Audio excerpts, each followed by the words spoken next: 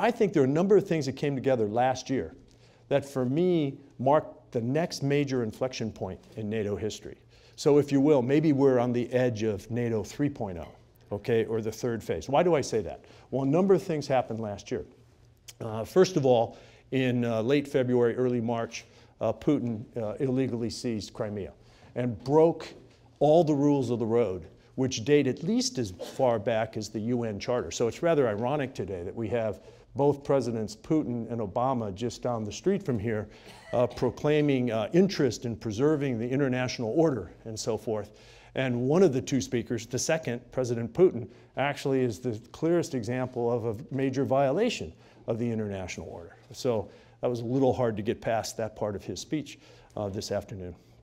But aside from the UN Charter, he walked away from the Helsinki Accords, from the Budapest Agreement having to do with the future of Ukraine, and from the agreement that captures the NATO-Russia relationship, the NATO-Russia Founding Act, we call it. He walked away from all of these when he seized illegally by use of force the territory of another country. And of course, that activity, that illegal activity continues today as Russia continues to sponsor instability in the Donbass, so in Luhansk and Donetsk oblasts of southeastern Ukraine.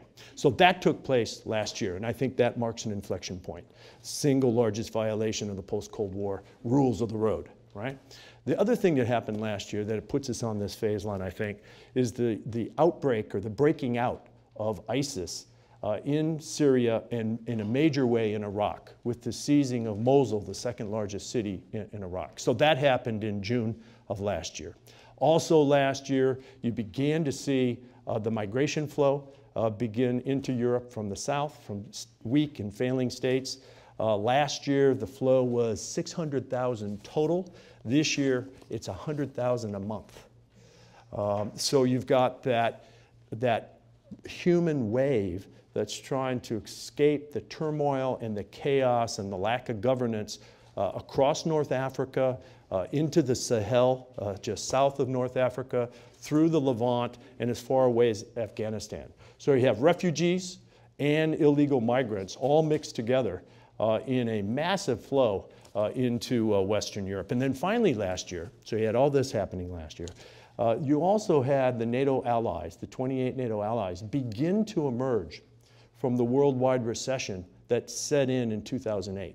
Now that recovery from the recession has been very uneven.